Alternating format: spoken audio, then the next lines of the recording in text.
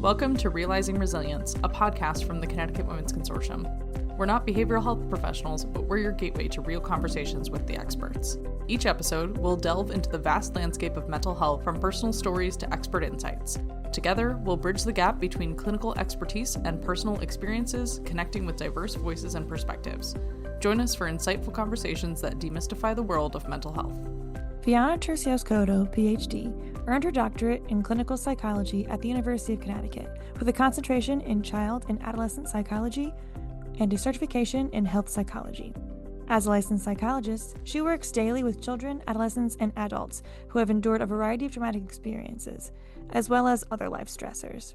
Most recently, she served as the interim bilingual team psychologist for the Chicago Cubs MLB team, providing mental health support to young professional baseball players, mostly from Latin America. Prior to earning her PhD, Dr. Turcios-Cotto earned her BA in psychological and brain sciences and also became a certified elementary school teacher at Dartmouth College. She earned her master's in education in human development and psychology at the Harvard Graduate School of Education and taught second and third grade at a public school in Manchester, Connecticut. After 6 years of managing her own private practice, Dr. Turcios-Cotto is now a member of the health psychology team at the Institute of Living. Welcome back to Realizing Resilience. My name is Marisa. And I'm Alana. Today, we have the pleasure of speaking with Dr. Viana Turcios-Cotto. Dr. Viana, thank you so much for talking with us today. Thanks for having me. So I would like to kick off this conversation. I know that your path to where you are today wasn't exactly direct. I know that you went from teaching elementary school and then becoming a clinical psychologist and even working with the Cubs, which is super awesome. So can you just kind of talk about how you got there and how did you circle back working with children after all of that? Yeah, so it's funny because I think most people don't see those two spheres as related.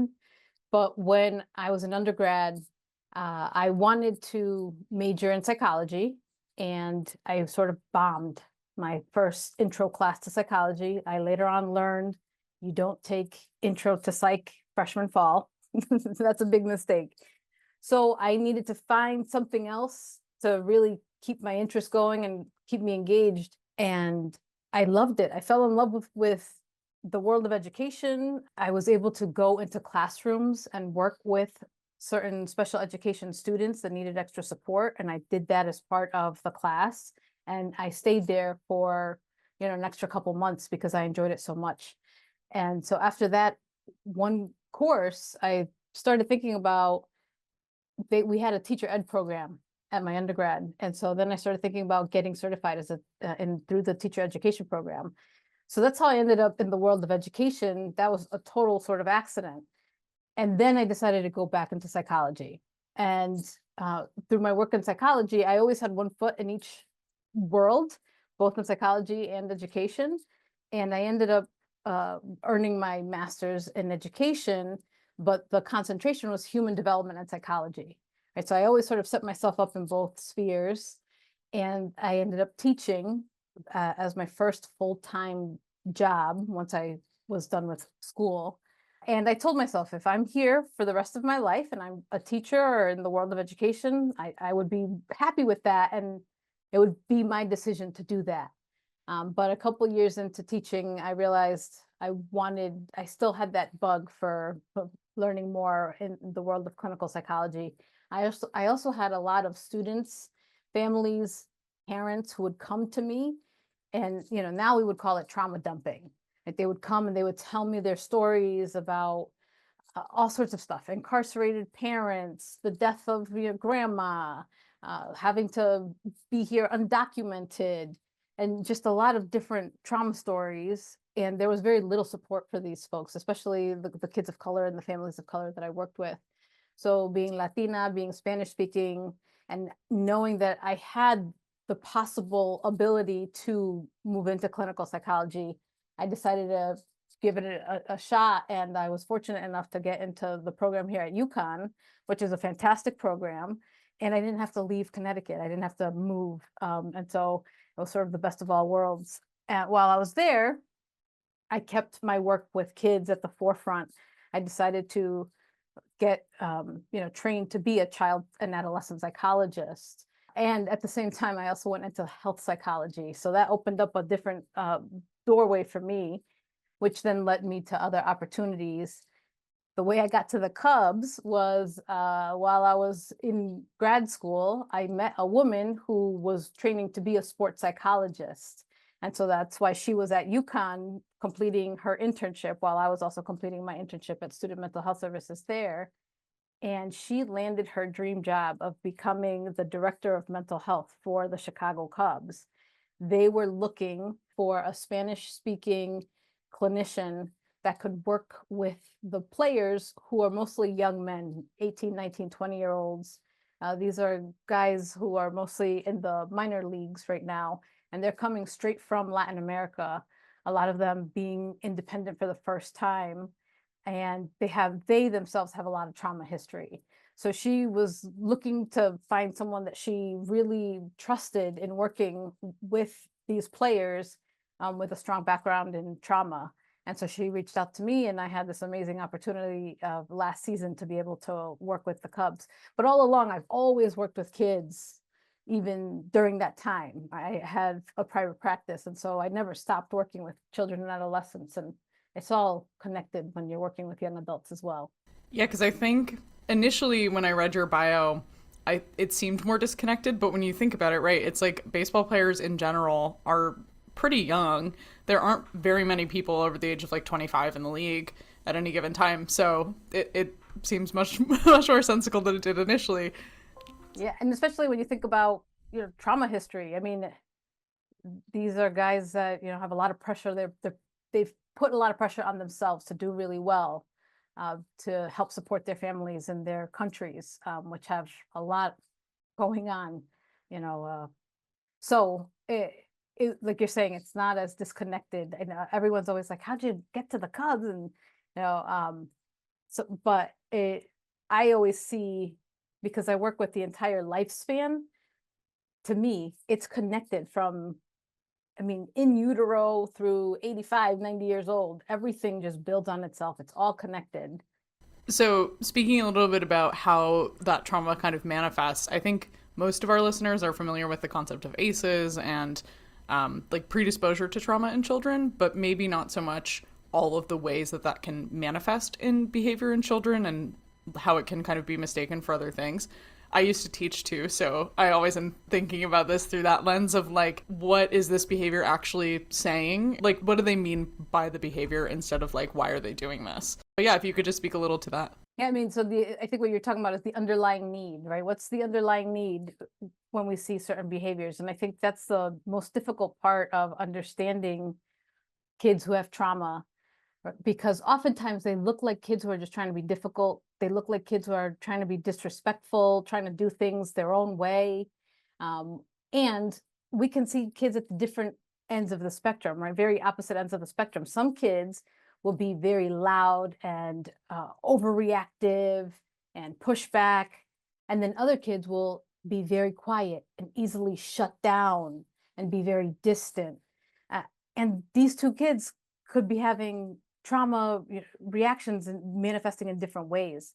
So I think that's what's really difficult when we think about kids and what we see.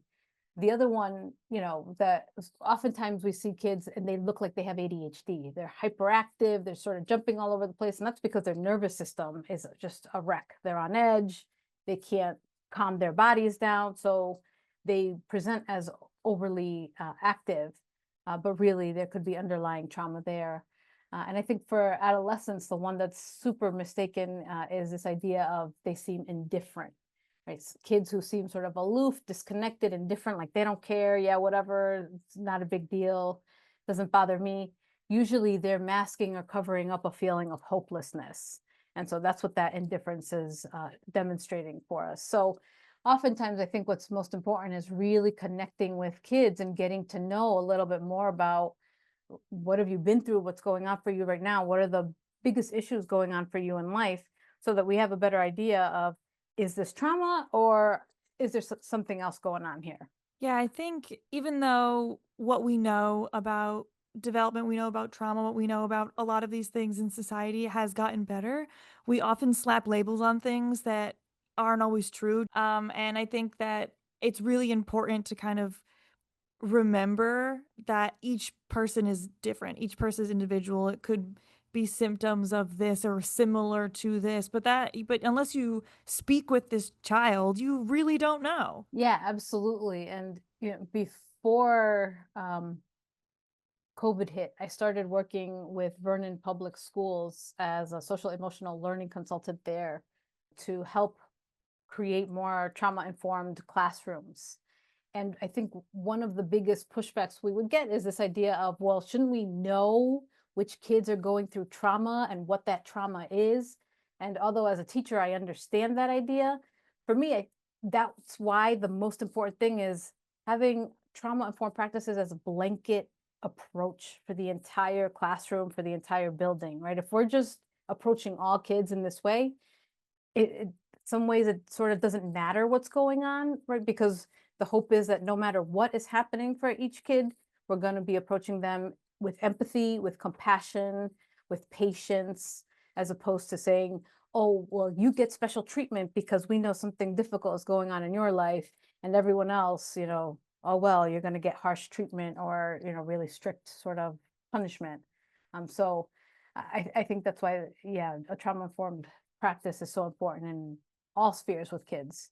You're leading a training with us on September 23rd, Trauma in Children and Adolescents, Causes, Symptoms, and Treatment Options. And in that, you talk about building a safe space for kids who've experienced trauma. What does that look like in practice? What does that actually mean in practice? Yeah, I think it means a lot of what we were just discussing, right? That idea of really forming strong connections. And we think about sometimes thin connections and thick connections. The more thick connections we can have with these students, the better off they're going to be, because then they can feel that they have an adult that they can trust. So thinking about how can we really get to know our kids, whether they're our patients, clients, or even sometimes I know I work with adults who tell me about their kids, and I support them in supporting their children, even though I don't meet their children. Right? But the more we can get to know about each kid individually, feel more connected to them, and then really thinking about not taking things personally when these kids react or overreact with us or act out in some sort of way. Even as clinicians, right? Sometimes we will have those experiences where kids are loud or disrespectful towards us. So trying not to take those things personally and really thinking about how can I respond instead of just reacting in a defensive sort of way that protects us. That obviously gets much harder if we as clinicians haven't dealt with our own trauma history, because then we don't have that capacity to take that second to think about, okay, how can I respond compassionately, with patience, empathetically in this situation? So that's really what I'm thinking about, is building stronger relationships and responding in a compassionate and patient way. Does physical space come up in that regard too? Because I can imagine that has a big bearing. I know as a teacher, I was really thinking about flexible seating and autonomy in my classroom, but I imagine a clinician's office is not always the most welcoming place for a child. Yeah, so this is where we have to get to know those kids individually. Some kids really do well with being physically closer. They'll feel safer if they have an adult closer to them. And some kids, absolutely not. They don't feel safe if you're too close and encroaching in on their personal space. So oftentimes we have to let the kids lead that. And this is a prime example of an area where we can't take things personally. If we touch a kid on their shoulder and they immediately pull away or push your hand away, it's not that they don't like you or some personal thing against you, is that maybe that's just too close and they don't want you touching them in that way. Oftentimes as clinicians, we're sort of taught not to do that, right? Don't get too close, don't touch. And I've had kids come straight up to me, especially if they're little, because I have worked with very little kids who, I just recently saw a 5-year-old child with autism, and he came straight up to me, grabbed my hands and started playing peekaboo. He wanted to show me that he wanted to play peekaboo, and he just grabbed my hands and was super close to me, and I had to be okay with that, right? Because if I push this child away, now he's going to obviously react and what's going on? Why are you not accepting me in this way, right? So I think sometimes that also pushes our own boundaries of how close or how far are we okay with certain individuals as well. So what other things are, without giving too much away, you going to cover in your training? What can people expect to walk away from? Like what kind of practical skills? So I have to say, I know that the topic is a downer of a topic, and I'm always so excited to do these conversations and these workshops because I think it is so important. As you said, Alana, the more people can really know about trauma. And I always, even if you work with adults, I think about, again, that connection with when you were a kid, if you had these traumatic experiences or whatever experiences you had as a kid, that's going to impact you in your 40-year-old body, in your 68-year-old body, in your 89-year-old body, right? So for me, this is always connected. Even if you don't work with kids and adolescents, their childhood matters to adults, right? So I think that's one big piece of this training. And we'll get more in depth in this stuff. We'll be discussing symptoms, what we mean when we say childhood trauma, how trauma impacts children, adolescents, adults, and we'll be talking about more evidence-based assessment tools, as well as different treatment options. And the other thing is, I've done this online in a 3-hour course, and it's way too much information to do online in a 3-hour course. So I'm really pumped up to be able to do this finally in person and provide a full day training for it, because I think we're going to be really able to get into the nitty-gritty of all this stuff, all this information. Yeah, and it's super exciting for us too, because I feel like we're always trying to do more stuff that's youth and child focused. So, and obviously your background is incredible and you're so researched and have practiced in so many different environments. I think this will be great for people. Thank you. Yeah, I'm really excited. I'm excited to be there in person. Like I said, I started working with the consortium right in 2020 when everything hit. And so I've only done online workshops, and they've always been a ton of fun and really great audiences. So, but I'm really looking forward to doing this in person in September. And even with this topic too, it's like you can create the space that you want them to create for their clients, and you can really experience what that is like in the room with other people. Absolutely. And, part of this training, and I've done this work with teachers as well, right? A little bit I will acknowledge at the very beginning, a little bit is about becoming a little bit more vulnerable in this work. And so we definitely have to create more of a safe space. But part of the work is tapping into yourself to figure out, okay, where will my own buttons be pushed and what are the things I need to work on? And hopefully most people have worked through that already and have that awareness. But if you don't, this is always a good refresher to remind ourselves as well, like, oh yeah, those are certain buttons, and that's stuff that I need to think about for myself as well. Well, thank you so much for speaking with us today. This was great. Yeah, thank you for having me. Links will be in the description to sign up for Trauma in Children and Adolescents, Causes, Symptoms, and Treatment Options on September 23rd. Check out our links below to keep up with us at the Connecticut Women's Consortium. Thank you for tuning in today, and we'll see you next time.